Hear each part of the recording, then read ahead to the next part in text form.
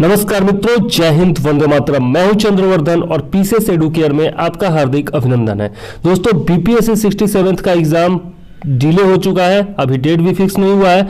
और कुछ दिन पहले मैंने एक वीडियो बनाया था जिसमें मैंने बताया था कि किस प्रकार से जीरो से शुरुआत करके आप 100 दिनों में बीपीएससी की पीटी की तैयारी कर सकते हैं।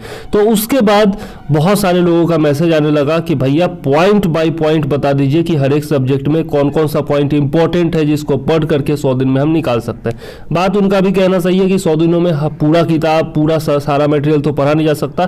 तो प्रीवियस ईयर क्वेश्चंस के आधार पर मैंने कुछ पॉइंट सेलेक्ट किए हैं हर एक सब्जेक्ट में जिससे क्वेश्चन पूछे जा चुके हैं या फिर पूछे जाने की संभावना है। तो पूरा वीडियो बहुत ध्यान से देखिएगा, एक एक पॉइंट को मैं एनालाइज करूंगा और अच्छे से समझाऊंगा। एक एक पॉइंट के बारे में बताऊंगा कि कौन सा पॉइंट किस किताब से आप पढ़ सकते हैं और कैसे आपका काम आएगा ये सारा पॉइंट। ठीक है, तो चलिए शुरू करते हैं आज का अपना वीडियो। लेकिन उससे पहले यदि चैनल पर नए हैं तो सब्सक्राइब कर लीजिए और बेल आइकन दबा दीजिए ताकि आपको आने वाले सभी वीडियोस का नोटिफिकेशन टाइम पर मिलता रहे। और यदि वीडियो पसंद आता है तो लाइक करिएगा, कमेंट करिएगा और अपने दोस्तों के साथ शेयर भी जरूर कर दीजिएगा। साथ ही एक बात और बता दूं, हमारे फ्री टेलीग्राम चैनल से जुड़ करके आप ये कंप्लीट पीडीएफ ले सकते हैं और भी बहुत सारे फ्री पीडीएफ आप वहां पर ले सकते हैं। साथ ही जो भी हम यूट्यूब चैनल पर वीडियोस डालते हैं उन सब का लिंक मैं उस पर डालता हूं, तो वहां से आपको डायरेक्ट नोटिफिकेशन मिल जाएगा। ठीक है, तो ये भी एक तरीका आप अपना सकते हैं। यदि बीपीएससी की कंप्लीट तैयारी करनी है तो मात्र 1000 रुपए में, कंप्लीट मतलब पीटी की कंप्लीट तैयारी, तो 1000 रुपए में मात्र आप कर सकते हैं। हमारा टेलीग्राम चैनल है, पेड चैनल है, जहां से आप जुड़ सकते हैं। मैं लिंक दे दूंगा। 1000 रुपया पे करके आपको स्क्रीनशॉट भेजना है मेरे व्हाट्सएप पर। व्हाट्सएप नंबर है 9525360283 और कॉल कर सकते हैं आप 7004385014 पर। एक बात और दोस्तों, लास्ट बात मैं ये कहना चाहता हूँ कि अगर आपको लगता है कि हमारे चैनल से, हमारे वीडियोस से आपको फ़ायदा हो रहा है, अपनी स्टडी में आप कुछ नया सीख रहे हैं, कुछ अच्छी जानकारियाँ आपको मिल रही है, तो प्लीज़ प्लीज़ प्लीज़ हमें कंट्रीब्यूट कीजिए। यदि आप नहीं जुड़ना चाहते हैं कोई बात नहीं, पेड ग्रुप से नहीं जुड़ना चाहते हैं, पीडीएफ आपको नहीं चाहिए तो कोई बात नहीं है, आप खुद से नोट्स बनाइए, हमारे वीडियोस देख करके नोट्स बनाइए और पढ़िए। लेकिन यदि आपको लगता है कि कुछ भी फ़ायदा हो रहा है तो कंट्रीब्यूट कर सकते हैं। हमारा पेटीएम, गूगल पे, फ़ोनपे का नंबर है 9525360283, जो मेरा व्हाट्सएप नंबर है वही सबका नंबर है। तो आप यदि चाहें तो अपनी तरफ से कंट्रीब्यूट कर सकते हैं। आपका कंट्रीब्यूशन हमारे काम आएगा, हमारे चैनल को आगे बढ़ाएगा और फिर आगे आप लोगों को और भी बहुत सारी सुविधाएं मैं दे सकूंगा। तो चलिए देर न करते हुए शुरू करते हैं आज का अपना वीडियो और देखते हैं कौन कौन से हैं इंपॉर्टेंट पॉइंट्स। तो सबसे पहले हम लोग शुरुआत करेंगे एंशिएंट हिस्ट्री से। आइए देखते हैं एक्चुअली क्या है। बीपीएससी में जो बिहार का हिस्ट्री पढ़ना है और जो भारत का हिस्ट्री है, एंशिएंट हिस्ट्री है, दोनों ऑलमोस्ट सेम है। क्योंकि जितने भी पुराने आपके वंश थे, मौर्य वंश हो, आपका मगध साम्राज्य हो या फिर गुप्त साम्राज्य हो, सब बिहार में ही था। ठीक है, इसके अलावा महात्मा बुद्ध हो, महावीर हो, सब लोग बिहार से ही संबंधित हैं। ठीक है, तो इसलिए एंशिएंट हिस्ट्री ऑफ बिहार और एंशिएंट हिस्ट्री ऑफ इंडिया दोनों कोइंसाइड करता है। ठीक है, तो चलिए देखते हैं एंशिएंट हिस्ट्री के कौन कौन से पॉइंट्स हैं जो कि आपको पढ़ना है। इसमें है सबसे पहला पॉइंट, प्राचीनतम साक्ष्य एवं स्थल। जी हाँ, प्राचीनतम साक्ष्य एवं स्थल पढ़ना है। जैसे आपका बिहार के संदर्भ में यदि देखें तो चेचर है, मनेर है ना, ये पाटलिपुत्रा है, ये सब प्राचीनतम स्थल है जहाँ पर बहुत सारे साक्ष्य मिले हैं। पूरा आपका पूरा पाषाण काल के, मध्य पाषाण काल के, नव पाषाण काल के, तो इन सब स्थलों के बारे में और वहाँ से मिले हुए जितने भी साक्ष्य हैं उनके बारे में आपको पढ़ना है। ठीक है, उसके बाद आते हैं प्रमुख युग, अवधि एवं विशेषताएं। मतलब जैसे प्राक ऐतिहासिक काल है तो वो कब आया था, कितने पीरियड से कितने पीरियड था। सिंधु सभ्यता कितने पीरियड से कितने पीरियड था। जो आपका सिंधु सभ्यता है उसको किस युग में रखा जाएगा, है ना, तो आद्य ऐतिहासिक युग में उसको रखा जाता है।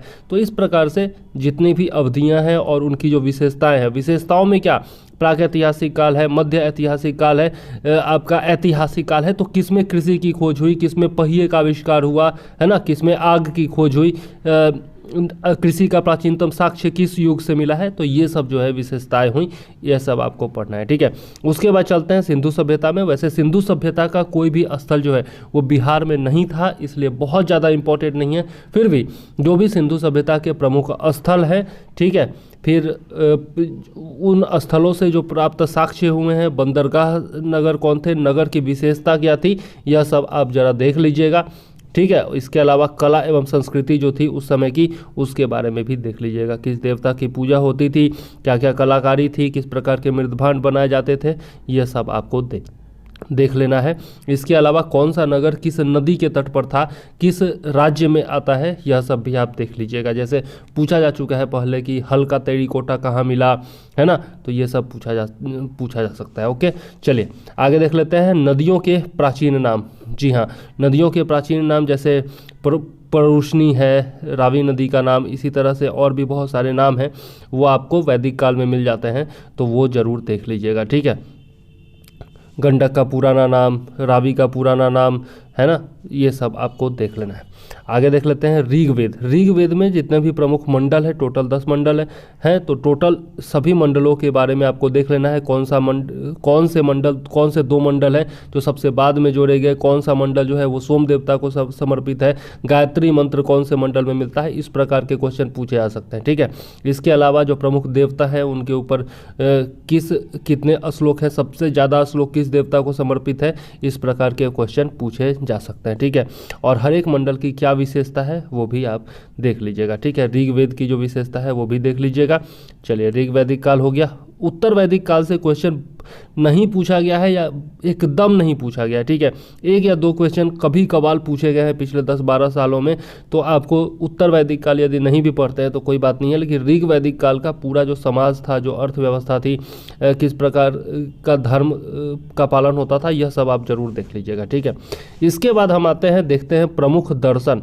जी हाँ, सांख्य दर्शन हो गया, योग दर्शन हो गया। पिछले बार भी वैशेषिक दर्शन से क्वेश्चन पूछा हुआ था कि परमाणु बम जो है वो किस दर्शन पर आधारित है। ठीक है, तो वो जो है कणाद ऋषि याद रखिएगा। ठीक है, तो इस प्रकार से बहुत सारे दर्शन हैं जो कि आपको याद रखने हैं। 7-8 प्रकार के दर्शन हैं, हर एक दर्शन के साथ एक ऋषि का नाम जुड़ा हुआ है, वो लिस्ट आप याद कर लीजिएगा। ठीक है, इसके अलावा उपनिषद हो गया, तो किस उपनिषद में क्या क्या दिया हुआ है यह जरूर पूछा जाता है। ठीक है, जवालोपनिषद है, फिर आपका मुंडकोपनिषद है, इस प्रकार से जितने भी उपनिषद है उसमें, जैसे यम गार्गी संवाद किस उपनिषद में दिया हुआ है, इस तरह के क्वेश्चन पूछे जाते हैं। ठीक है, तो उपनिषद और उनकी विशेषताएं यह आप जरूर देख लीजिएगा। ठीक है, उसी तरह से विभिन्न स्मृतियों के बारे में। स्मृतियाँ क्या होती है, मैंने अपने वीडियो में बताया था। स्मृतियाँ क्या होती हैं, हिंदू धर्म ग्रंथ होते हैं। ठीक है, हिंदू धर्म के कानून से जुड़े हुए ग्रंथ होते हैं। ठीक है, तो स्मृतियों के बारे में भी देख लीजिएगा। मनुस्मृति है जो बहुत ज़्यादा विवादित भी होती है। ठीक है, स्मृतियों के बारे में देख लीजिएगा। उसके बाद आते हैं महावीर स्वामी जैन धर्म, चूँकि इनका जन्म जो है वो आपका वैशाली में हुआ था, इस कारण से बिहार से इनका काफ़ी लेना देना है, और बराबर क्वेश्चन जो है निश्चित तौर पर बौद्ध धर्म और जैन धर्म से पूछा जाता रहा है। तो निश्चित तौर पर आप मेरा वीडियो देख लीजिए, या फिर आप लूसेंट से भी पढ़ सकते हैं। यदि मेरा वीडियो देख लेते हैं तो एक भी क्वेश्चन आपका वहाँ से बाहर से नहीं आएगा। पूरे एंशिएंट हिस्ट्री का प्लेलिस्ट मैं बना चुका हूँ। ठीक है, तो वहाँ से आप देख सकते हैं, या फिर हमारे नोट्स पढ़ सकते हैं, या फिर लूसेंट वगैरह जो भी आप किताब पढ़ रहे हैं जीके का, वो भी आप पढ़ सकते हैं। ठीक है, लूसेंट काफ़ी होगा मेरे हिसाब से। आगे देख लेते हैं महात्मा बुद्ध भी जो है वो बिहार से रिलेटेड है, क्योंकि गया में इनको ज्ञान की प्राप्ति हुई थी।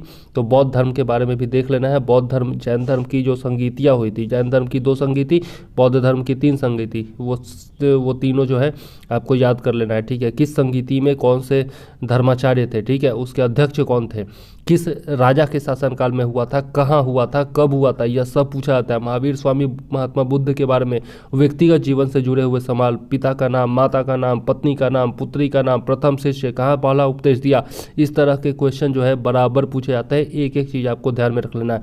इसके अलावा जैन धर्म, बौद्ध धर्म से जुड़े हुए जितने भी सिद्धांत हैं, जितने भी ग्रंथ हैं, जितने भी प्रमुख व्यक्ति हैं, उन सब के बारे में, या फिर यह भी पूछा जा सकता है कि जैन धर्म को किस किस राजा ने प्रसिद्ध दिया, बौद्ध धर्म को किस किस राजा ने प्रसिद्ध दिया, किस राजा ने बौद्ध धर्म को बर्बाद करने की कोशिश की। जैसे बंगाल का गौर नरेश शशांक है, जिसने कि महाबोधि वृक्ष को कटवा दिया था, कटवा करके फेंक दिया था गंगा में, है ना। तो इस प्रकार से आप जैन धर्म और बौद्ध धर्म के बारे में कंप्लीट नॉलेज आपको होना चाहिए। फिर आगे चलते हैं हर्यंक वंश। हर्यंक वंश में जो है आपका सबसे पहले बिंबिसार हो गया, अजातशत्रु हो गया, महापद्मनंद हो गया, उदयन हो गया और शिशुनाग हो गया। ये जो है प्रमुख शासक है, बाकी सबको छोड़ दीजिएगा। ये इन शासकों के बारे में जरूर से जरूर पढ़ लीजिएगा। कुनिक किसको कहा जाता है, श्रेणी किसको कहा जाता है ना। किसने पहचान की कि चंद्रगुप्त मौर्य का क्या नाम था। ठीक है, इस प्रकार से ये तो खैर मौर्य काल का आ गया, लेकिन इसमें जो है महापद्मनंद के टाइम में ही सिकंदर का आक्रमण हुआ था। तो ये सब जो है बहुत ही ज़्यादा, सॉरी, धनानंद के टाइम में सिकंदर का आक्रमण हुआ था। महापद्मनंद जो है वो उसको अखिल क्षत्रांतक कहा जाता है, बहुत ही महान यह राजा था, तो उसके बारे में पढ़ लीजिएगा। उदयन ने पाटलिपुत्र की स्थापना की थी, इस कारण से वो फेमस है ना। बिंबिसार प्रथम राजा था, हर्यंक, ये आपका हर्यंक वंश का संस्थापक माना जाता है। यहाँ पर हर्यंक वंश नहीं होना चाहिए था, यहाँ पर मगध साम्राज्य होना चाहिए। दरअसल हर्यंक वंश का तो इसमें केवल बिंबिसार और अजातशत्रु है। ठीक है, इसके बाद जो है आपका महापद्मनंद नंद वंश में आ जाता है। शिशुनाग वंश अलग है। ठीक है, तो सॉरी यहाँ पर लिखने में गलत हो गया है, यहाँ पर होना चाहिए मगध साम्राज्य। ये सब मगध साम्राज्य के अंतर्गत आते हैं। ठीक है, इससे पहले जो है 16 महाजनपद भी पढ़ लीजिएगा। अंग, मगध, काशी, कौशल, वज्जी, मल्ल, चेदी, वत्स, कुरु, पांचाल, अस्मकमंती, मत्स्य, सूरसेन, गांधार, कंबोज। इस तरीके से आपको 4-4 करके एकदम कंप्लीट याद होना चाहिए। ठीक है, तो यह जो है 16 महाजनपद में मगध साम्राज्य जो है वो उभर करके आता है, किस प्रकार से आता है और किस प्रकार से उसका विस्तार होता है, यह आपको पढ़ना है। ठीक है, फिर है आपका मौर्य काल। मौर्य काल में आपका चंद्रगुप्त मौर्य के बारे में जानना है, चाणक्य जो उनके गुरु थे उनके बारे में जानना है। उसी में आपका चाणक्य का जो लिखा हुआ कौटिल्य का अर्थशास्त्र है उसके बारे में जानना है। अर्थशास्त्र के जितने भी अधिकरण वगैरह हैं उन सब के बारे में देख लीजिएगा। चंद्रगुप्त मौर्य जो है के दरबार में जो सेल्यूकस निकेटर का राजदूत आया था, मेगास्थनीज, उसकी इंडिका, इस सब के बारे में देख लेना है। ठीक है, अशोक के बारे में देख लेना है। अशोक तो सबसे ज़्यादा महत्वपूर्ण है, तो यहाँ से निश्चित तौर पर पूछे जाएंगे अशोक के जितने भी शिलालेख हैं, चाहे वो शिलालेख हों, स्तंभ लेख हों या फिर गुहा लेख हों, ये सब के बारे में आपको जानकारी होना चाहिए। मौर्य काल का प्रशासन, कला, स्थापत्य, उस समय का धर्म, अर्थव्यवस्था, जितने भी विभाग थे उन सब के नाम, यह सब आपको स्पष्ट रूप से याद होना चाहिए, बहुत ज़्यादा इंपॉर्टेंट है। ठीक है, 8 से 10 क्वेश्चन आपके निश्चित तौर पर एंशिएंट हिस्ट्री से पूछे जाएंगे। ठीक है, और यह सब जो है इंपॉर्टेंट है, इसलिए मैं बता रहा हूँ। चलिए गुप्त वंश में आते हैं, तो यहाँ पर भी चंद्रगुप्त द्वितीय, विक्रमादित्य हो गया, समुद्रगुप्त हो गया, कुमार गुप्त हो गया। ठीक है, इसमें स्कंद गुप्त भी कभी कभार पूछा जाता है। ठीक, और उसके अलावा गुप्त वंश का प्रशासन, कला, स्थापत्य, अर्थव्यवस्था इत्यादि, खास करके जो इसको गुप्त वंश को स्वर्ण युग कहा जाता है, तो हर क्षेत्र में बहुत ज़्यादा विकास हुआ था। ठीक है, इसी कारण से इसको स्वर्ण काल कहा जाता है। तो इस समय का जो सिक्का था बहुत सारा पूछा। समुद्रगुप्त वीणा बजाते हुए, वीणा प्रकार का सिक्का किसका है यह पूछा जाता है। ठीक है, तो इस तरह से अलग अलग। कुमार गुप्त से पूछा जाता है क्योंकि विक्रमशिला महाविहार की स्थापना उसने की थी, है ना। तो इस प्रकार से आपको याद जरूर रखना है गुप्त वंश के बारे में भी। ठीक, चलिए अब आगे चलते हैं। पहले हर्षवर्धन के बारे में पढ़ लीजिएगा थोड़ा बहुत, 1 बार 2 बार क्वेश्चन पूछा जा चुका है हर्षवर्धन के बारे में। उसके बाद कर्नाट वंश से 2-3 बार क्वेश्चन पूछा गया है। कनिष्क, कुषाण वंश, कनिष्क से क्वेश्चन पूछा गया है। बौद्ध धर्म के बहुत बड़े विद्वान थे, ये राजा तो थे ही, कुषाण वंश के थे। तो इस प्रकार शुंग वंश से क्वेश्चन पूछा जा सकता है, पुष्यमित्र शुंग से। वैसे जो आपका संक्रमण काल है, जिसको मौर्योत्तर काल या फिर गुप्तोत्तर काल कहते हैं। मौर्योत्तर काल क्या हो गया, मौर्य वंश से लेकर गुप्त वंश के बीच का काल है ना, तो उसको संक्रमण काल कहा जाता है। तो वहाँ से केवल आपको जो है प्रमुख वंश एवं उनके शासक जो है या फिर वंशावली जो है और उनकी प्रमुख विशेषताएं जो है वही केवल याद कर लेना है। जैसे कुषाण वंश है ना, तो कुषाणों के काल में सबसे ज़्यादा स्वर्ण सिक्के चलाए गए थे। वैसे ही सातवाहनों ने सबसे पहले सीसा का सिक्का चलाया था। तो इस प्रकार से हर एक वंश की जो विशेषता है वो आपको मिल जाएगी, वो जरूर पढ़ लीजिएगा। ठीक है, 16 महाजनपद मैंने बता ही दिया। 16 महाजनपद का कहाँ पर आता है, जिक्र कहाँ आता है, तो बौद्ध धर्म कौन सा है, जैन ग्रंथ कौन सा है, तो भगवती सूत्र। बौद्ध ग्रंथ कौन सा है, तो अंगुत्तर निकाय। ये सब क्वेश्चन पूछा गया है।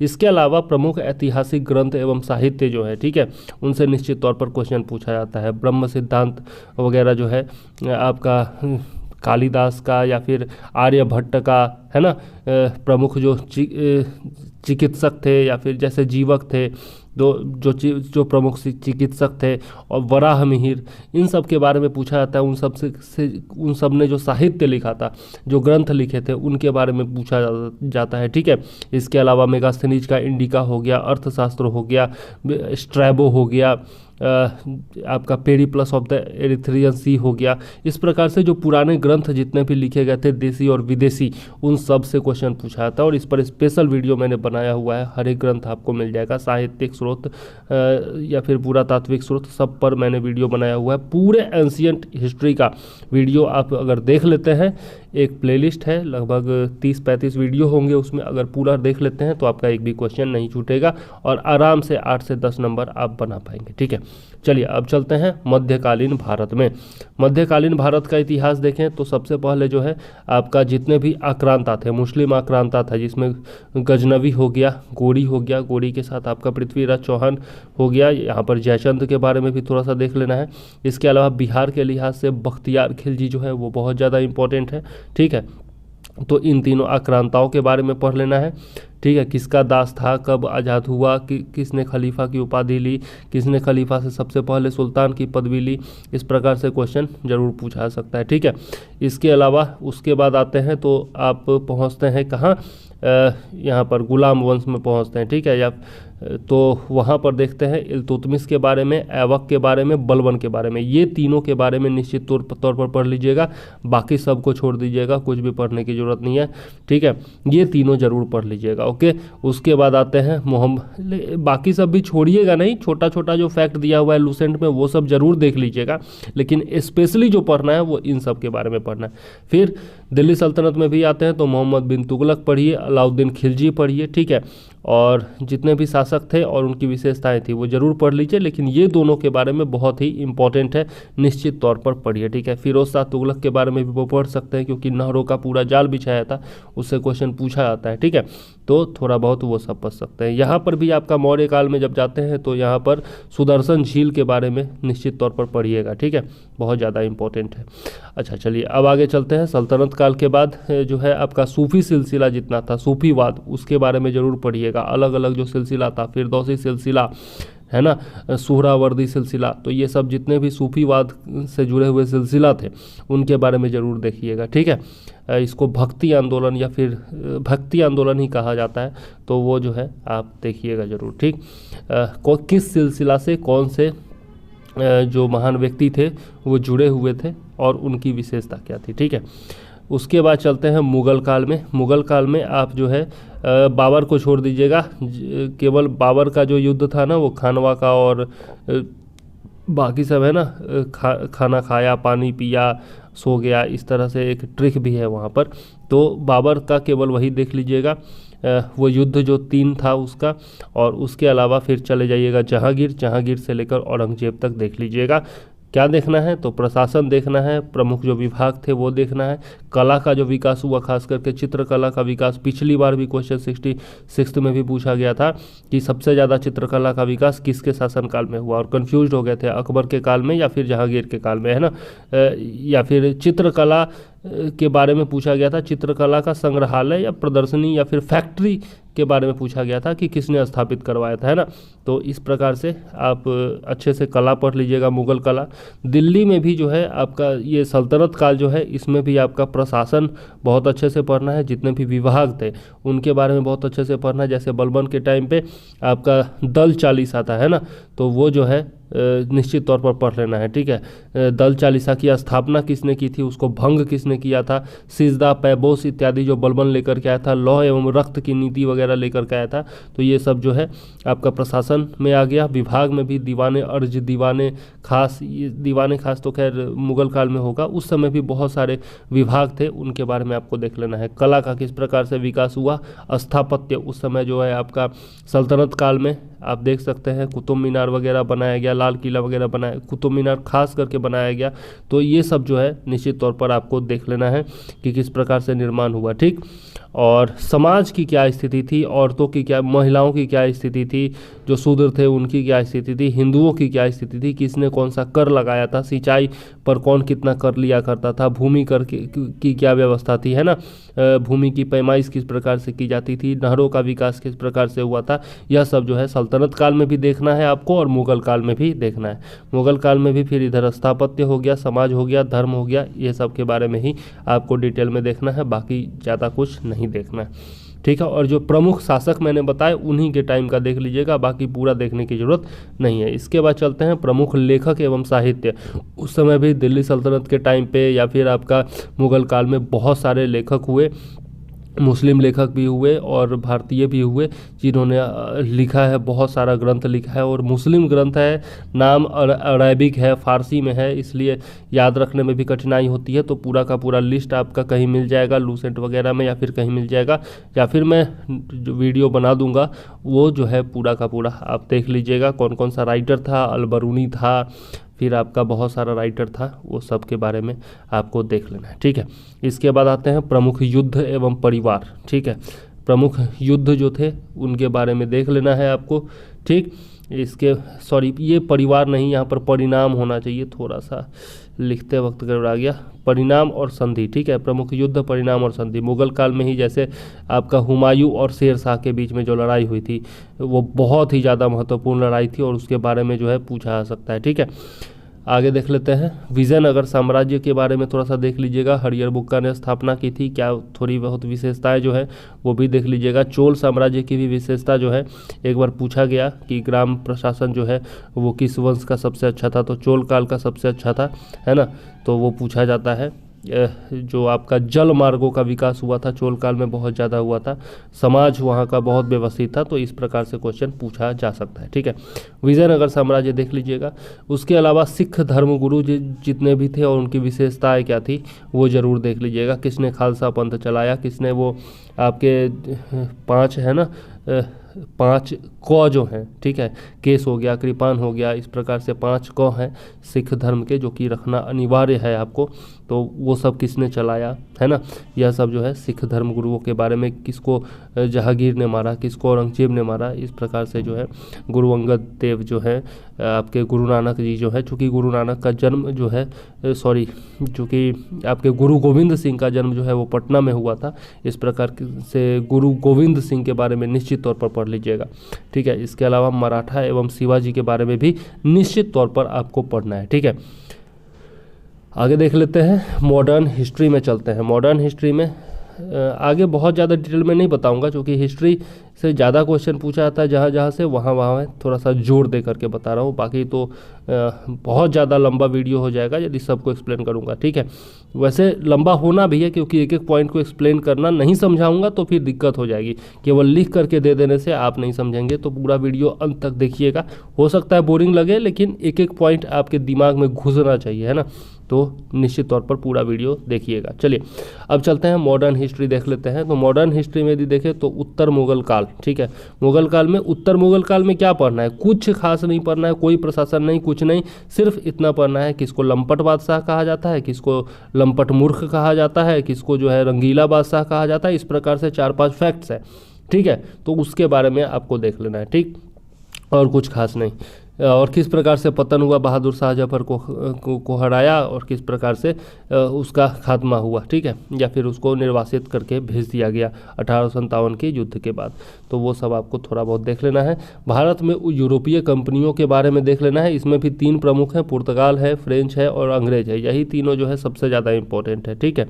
तो किसकी फैक्ट्री कहाँ खुली प्रथम, किसकी कंपनी कहाँ प्रथम खुली और कहाँ कहाँ उसका बेस था, यह सब आपको देख लेना है। जो युद्ध आपस में लड़े गए, बेदरा का युद्ध हो गया, स्वाली का युद्ध हो गया, इस प्रकार से जो युद्ध है उनके बारे में देख लेना है। अंग्रेजों और फ्रेंच के बीच में जो युद्ध हुआ, पुर्तगालियों का पतन किस प्रकार से हुआ, है ना, तो यह सब जो है आपको देख लेना है। जैसे आपका ब्लैक होल था, ब्लैक होल की दुर्घटना थी, है ना, तो ये सब आपको देख लेना है। वैसे तो वो बंगाल के टाइम में था, लेकिन यहाँ पर देख लेना है इन सब का जो पतन हुआ और किस प्रकार से अंग्रेज सबसे लड़ाई करके सबसे ज़्यादा विजयी हो करके और देश पर कब्जा जमाने में सफल हुए, यह आपको देखना है। इसके अलावा उनके बीच में जो संधि हुई वह भी आप देख लीजिएगा, है ना। जैसे अंग्रेज और फ्रांस के बीच में जो संधि हुई थी, मद्रास की संधि वगैरह हुई थी, पांडिचेरी की संधि हुई थी, है ना, तो यह सब आपको देख लेना है। आगे देख लेते हैं नेक्स्ट, अंग्रेज और सिख। अंग्रेज और सिख हो गया, यह देख लेना है। अंग्रेज और मराठा देख लेना है। अंग्रेज और बंगाल देख लेना है। यह सबसे ज़्यादा इंपॉर्टेंट है, अंग्रेज और बंगाल, क्योंकि बिहार जो था उस समय बंगाल का ही भाग हुआ करता था। तो इन सब के बीच में जो प्रमुख युद्ध हुए, जैसे अंग्रेज और बंगाल देख लें तो वहाँ पर पलासी का युद्ध हो गया, फिर आपका बक्सर का युद्ध हो गया। दोनों जो है वो बहुत ज़्यादा इंपॉर्टेंट है। बक्सर चूँकि बिहार में है इसलिए बहुत बहुत बहुत ज़्यादा इंपॉर्टेंट है, और वहीं से अंग्रेज़ों का सर्वप्रथम जो है बिहार के राजनीति में आगमन हुआ था। इस कारण से जो है बहुत ज़्यादा इंपॉर्टेंट है वो दोनों युद्ध, निश्चित तौर पर याद करिएगा। इसके अलावा जो मराठों के साथ जो संधि हुई, युद्ध हुए, सिखों के साथ जो संधि हुई, युद्ध हुए, फिर टीपू सुल्तान यानी कि मैसूर के साथ, हैदर अली के साथ जो युद्ध हुए, संधि हुई, यह सब जो है बहुत ज़्यादा इंपॉर्टेंट है। श्रीरंगपट्टनम की संधि, टीपू सुल्तान किस युद्ध में मारा गया, है ना, किस मैसूर युद्ध में मारा गया, यह सब क्वेश्चन पूछा जाता है। पिछली बार बीपीएससी में पूछा भी गया था, टीपू सुल्तान किस मैसूर युद्ध में मारा गया, है ना, कब मारा गया। तो यह सब जो है आप ज़रूर देख लीजिएगा। हर एक पर मैंने वीडियो बनाया हुआ है, एक एक चैप्टर का वीडियो आपको बना हुआ मिल जाएगा। तो निश्चित तौर पर मॉडर्न हिस्ट्री का प्लेलिस्ट देख लीजिएगा, ठीक है। आगे देख लेते हैं ब्रिटिश कालीन कानून जो है 1773 से लेकर के 1947 ईस्वी तक, यह भी बहुत ज़्यादा इंपॉर्टेंट है। यह आपका पॉलिटी के अंतर्गत भी आता है और आपका मॉडर्न हिस्ट्री में भी आता है। तो मैंने पॉलिटी वाले प्लेलिस्ट में यह वीडियो पूरा का पूरा बनाया हुआ है, वहाँ से आप देख सकते हैं, ठीक है।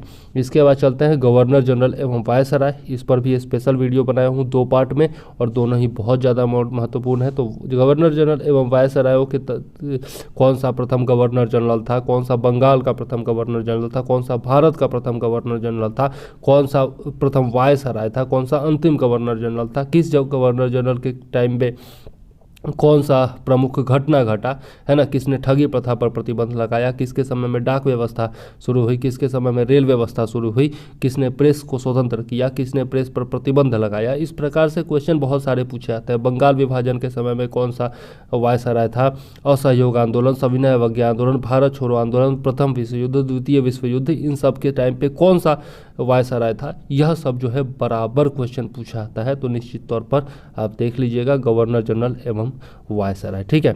चलिए आगे देख लेते हैं 1857 का विद्रोह। इसमें जो है आपका प्रमुख स्थल जितने भी थे वो देख लेना है, खास करके जो बिहार के थे, दानापुर हो गया आपका, उधर आरा हो गया, जगदीशपुर हो गया, यह सब जो है बाबू कुंवर सिंह के बारे में निश्चित तौर पर आपको देख लेना है।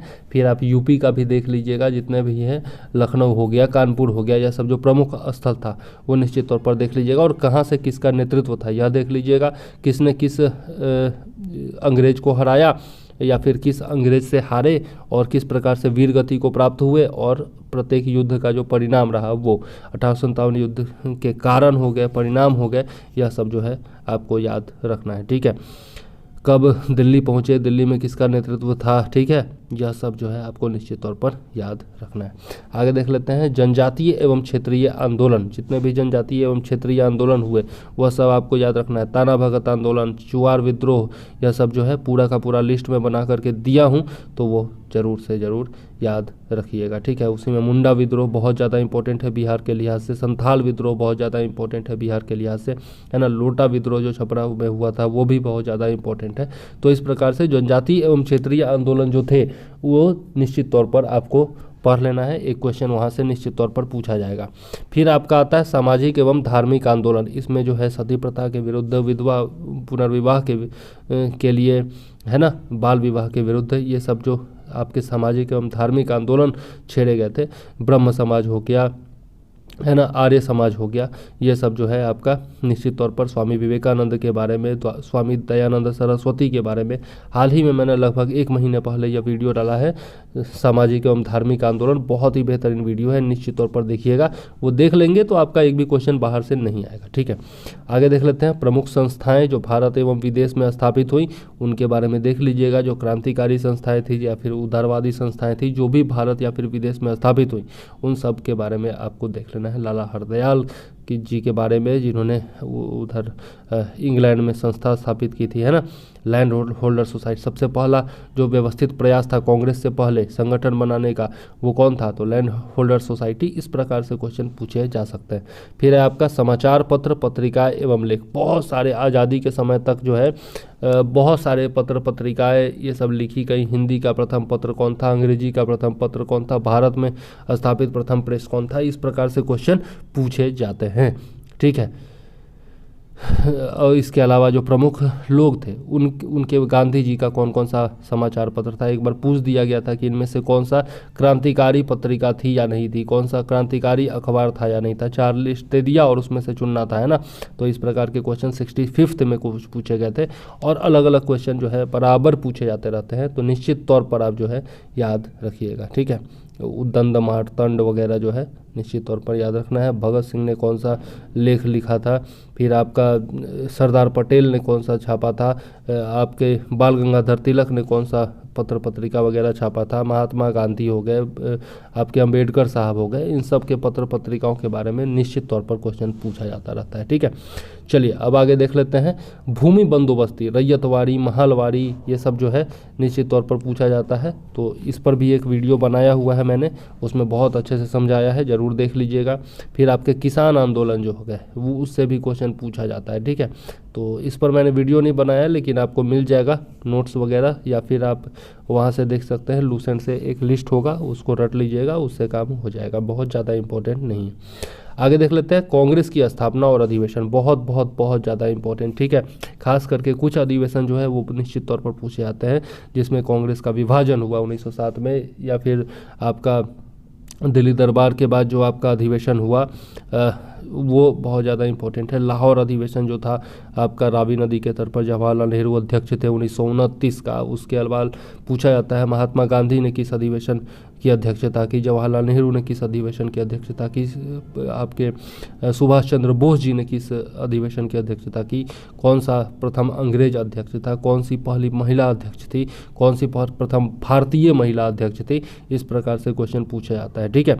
तो यह सब जो है निश्चित तौर पर आप कांग्रेस से जुड़े तथ्य मेरे वीडियोज में देख सकते हैं। एक वीडियो बहुत बेहतरीन बनाया हूँ, वहाँ से आप देख सकते हैं। फिर है आपका उदारवादी नेता कौन थे, गर्मपंथी नेता कौन थे, यह सब जो है निश्चित तौर पर आपसे पूछा जाता है। 4 नेताओं का लिस्ट दे दिया जाएगा, पूछेगा कौन सा इसमें उदारवादी था, कौन सा इसमें गर्मपंथी था, चुनिए, है ना। तो उसमें और ई ऑप्शन के कारण वहाँ पर बहुत ज़्यादा दिक्कत हो जाती है, क्योंकि आप कुछ नेताओं का नाम सुने भी नहीं रहते हैं। इसलिए बहुत अच्छे से पढ़िएगा, मेरा वीडियो देख लीजिए, आप समझ जाएंगे, ठीक है। या फिर आपको नोट्स भी दिया हूँ, जो पेड ग्रुप है हमारा, वहाँ पर नोट्स भी कंप्लीट दे दिया हूँ, तो वो भी आप देख सकते हैं, ठीक है। और आपको भी नोट्स चाहिए तो हमारे पेड ग्रुप से जुड़ सकते हैं, मात्र 1000 रुपये में कंप्लीट बीपीएससी पीटी का तैयारी, ठीक है। चलिए अब बंगाल विभाजन हो गया, स्वदेशी आंदोलन हो गया, यह भी जो है आपका 1905 में हुआ था, बहुत ज़्यादा इंपॉर्टेंट है। फिर कांग्रेस का विभाजन 1907, मुस्लिम लीग की स्थापना 1906, क्रांतिकारी आंदोलन का प्रथम चरण और द्वितीय चरण, यह दोनों जो है बहुत ज़्यादा इंपॉर्टेंट है। फिर आपका गांधी युग में आ जाते हैं, तो गांधी के बारे में, गांधी जो भारत आए थे 1915 में, फिर गांधी का जो सिद्धांत था वह सब बहुत ज़्यादा इंपॉर्टेंट है। किससे गांधी प्रभावित थे, यह सब क्वेश्चन पूछा जा सकता है। फिर उनके बारे में व्यक्तिगत तथ्य, जन्म कहाँ हुआ, पिता का नाम, माता का नाम, पत्नी का नाम, बेटा का नाम, बेटी का नाम, है ना, कहाँ से शिक्षा ग्रहण की, कब इंग्लैंड गए, कब वापस आए, यह सब जो है बहुत। फिनिक्स फार्म की स्थापना कब हुई, फिर आपका सदाकत आश्रम की स्थापना कब हुई, अहमदाबाद में जो उनका आश्रम है उसकी स्थापना कब हुई, यह सब जो है निश्चित तौर पर पूछा जाता है, ठीक है। इसके बाद उन्होंने जो आंदोलन चलाया, सबसे प्रथम चंपारण सत्याग्रह हो गया, उसके बाद खेरा हो गया, उसके बाद अहमदाबाद हो गया। अहमदाबाद में मिल का जो आंदोलन था वो हो गया, खेरा में किसानों के लिए आंदोलन हो गया, उसके बाद जो है असहयोग आंदोलन हो गया। यह सब निश्चित तौर पर पढ़ लीजिएगा। सबका एक एक का पीडीएफ मैं बना चुका हूँ और सबका वीडियो भी अधिकतर दे चुका हूँ। ये सारा जो है एक ही वीडियो में बनाऊंगा, भारत का स्वतंत्रता संघर्ष, और उसमें 1885 से लेकर 1947 तक टोटल आपको पढ़ा दूंगा, तो आपको कहीं और कुछ भी पढ़ने की जरूरत नहीं होगी, ठीक है। और बाकी पेड ग्रुप में तो पीडीएफ दे ही चुका हूँ। आगे देख लेते हैं। सविनय अवज्ञा आंदोलन हो गया, जिसको नमक सत्याग्रह भी कहा जाता है, नमक सत्याग्रह से ही शुरुआत हुई थी सविनय अवज्ञा आंदोलन की। सविनय अवज्ञा आंदोलन को बीच में छोड़ करके गांधी इरविन समझौता हो गया था और 1931 में, और उसके बाद गांधी जी द्वितीय गोलमेज सम्मेलन के लिए विदेश चले गए थे, इंग्लैंड चले गए थे, लेकिन वो सम्मेलन जो है वो सफल नहीं हो पाया और उसके बाद तीसरे में भाग नहीं लिया उन्होंने। इसी बीच में भगत सिंह, राजगुरु और सुखदेव जी को फांसी दे दी गई 23 मार्च 1931 को। तो गांधी जी का विरोध शुरू हो गया। उसके बाद गांधी जी सक्रिय नहीं रहे, अपना दूसरा कामकाज करने लगे, लेकिन फिर जो है उनका जो है जोश मारा। उनको लगा कि उनका जो महत्व है धीरे धीरे ख़त्म होता जा रहा है। तो फिर जो है वो भारत छोड़ो आंदोलन के लिए अड़ गए। तो फिर 1942 में भारत छोड़ो आंदोलन हुआ। इसी बीच जो है आपका प्रमुख जो संगठन थे, क्रांतिकारी संगठन थे, प्रमुख जो उदारवादी संगठन थे, या फिर जो दल बने, ठीक है, या फिर किसानों के दल बने, साम्यवादी दल बने, इन सब के बारे में निश्चित तौर पर आपको पढ़ना है। फिर उसके बाद आते हैं तो कांग्रेस का जो एकीकरण हुआ उसके बारे में पढ़ना है। जिस समय आपका 1916 में लखनऊ अधिवेशन में कांग्रेस का भी एकीकरण हुआ और कांग्रेस और लीग का एक ही साथ बैठक भी हुआ, है ना। तो वो ज़रूर देख लीजिएगा। स्वराज दल बना था इसके बाद, वो ज़रूर देख लीजिएगा। मोतीलाल नेहरू और उन्होंने बनाया था, क्या नाम था, मोतीलाल नेहरू और चित्तरंजन दास ने बनाया था, है ना, स्वराज दल।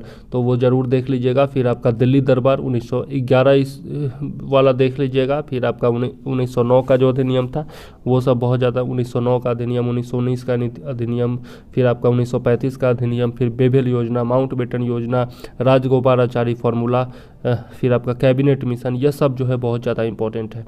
इसके बाद देखते हैं पूर्ण स्वराज्य की जो मांग की गई थी 1929 लाहौर अधिवेशन में। उसके बाद नेताजी और आईए ने के आज़ाद हिंद फौज के बारे में बहुत ज़्यादा इंपॉर्टेंट है, निश्चित तौर पर पढ़िएगा।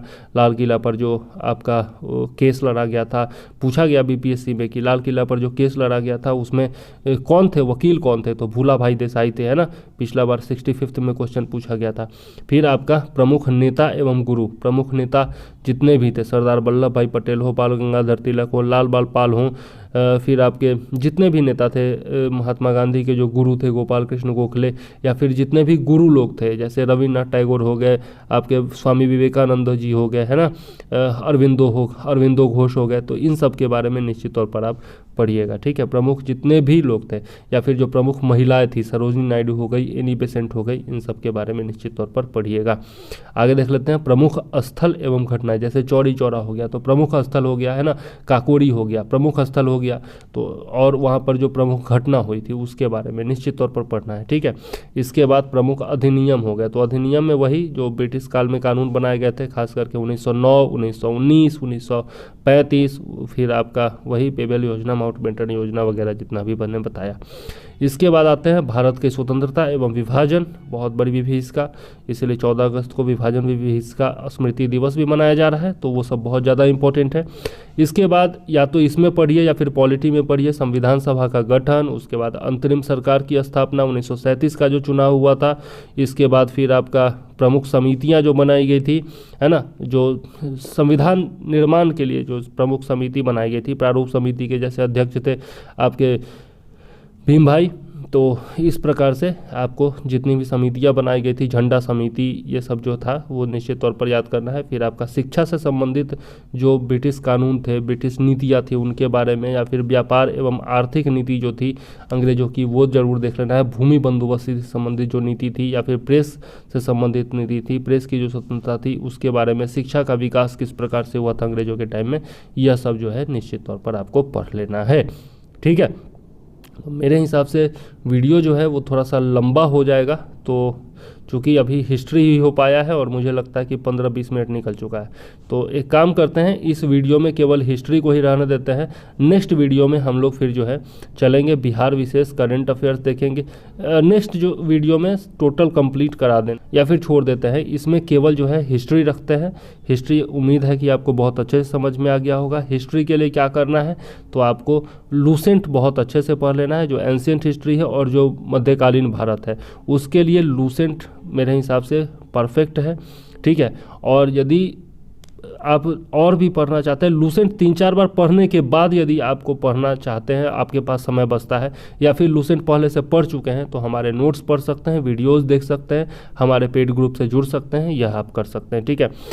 लूसेंट इन दोनों के लिए काफ़ी है। मॉडर्न हिस्ट्री की बात करें तो मॉडर्न हिस्ट्री में बहुत सारे लोग स्पेक्ट्रम की बात करते हैं, लेकिन मेरी नज़र में स्पेक्ट्रम जो है वो आपका मेंस के लिहाज से बहुत अच्छा है। उसमें फैक्ट बहुत कम दिए गए हैं और पीटी में केवल फैक्चुअल क्वेश्चन पूछे जाते हैं, ठीक है। तो एक तो बिहार स्पेशल कोई लेकर के, क्राउन हो गया, केबीसी नैनो हो गया, इम्तियाज अहमद हो गया, कोई भी लेकर के बिहार का जो स्वतंत्रता संग्राम में योगदान था, बिहार की महिलाओं का योगदान, बिहार के क्रांतिकारियों का योगदान, बिहार के छात्रों का योगदान, बिहार के किसानों का योगदान, ये बिहार के प्रमुख व्यक्तित्व जो हो गए स्वतंत्रता आंदोलन से जुड़े हुए, उन सब के बारे में आपको निश्चित तौर पर पढ़ना है।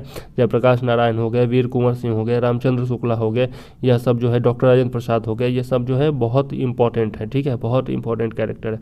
तो वो सब मैं बताऊंगा बिहार स्पेशल में, तो ये सब जरूर पढ़ना है। और उसके बाद जो है आपका मॉडर्न हिस्ट्री के लिए एस.के. पांडे की किताब जो है बहुत अच्छी है। या फिर आप कुछ मत पढ़िए, मेरा नोट्स पढ़ लीजिए स्वतंत्रता संग्राम वाला, और बाकी मॉडर्न हिस्ट्री का कंप्लीट नोट्स मैं बना चुका हूँ, वीडियोज भी बना चुका हूँ, तो वो आप देखिए, उससे काम हो जाएगा आपका।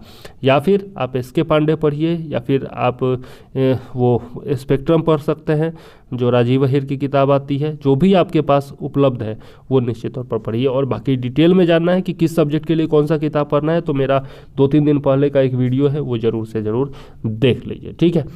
तो चलिए इसी के साथ इस वीडियो को करते हैं समाप्त, लेकिन उससे पहले यदि चैनल पर नए हैं तो सब्सक्राइब कर लीजिए और बेल आइकॉन दबा दीजिए। और यदि आपको लगा हो कि मैंने मेहनत की है ये लिखने में, टोटल एनालिसिस करने में, आपको एक एक पॉइंट को समझाने में, तो आप ज़रूर से ज़रूर लाइक कर दीजिए, शेयर कर दीजिएगा वीडियो को, और कमेंट में लिखिएगा कि कैसा लगा वीडियो, ठीक है। और चलिए ठीक है, यदि बीपीएससी के लिए जुड़ना चाहते हैं तो 1000 रुपये मैंने जैसे बताया था कि आप हमसे जुड़ सकते हैं। 9525360283 पर आपको व्हाट्सएप करना है और 7004385014 पर आपको कॉल करना है। बाकी डिटेल्स आप सामने देख सकते हैं। तो चलिए इसी के साथ मुझे दीजिए विदा। जय हिंद, वंदे मातरम।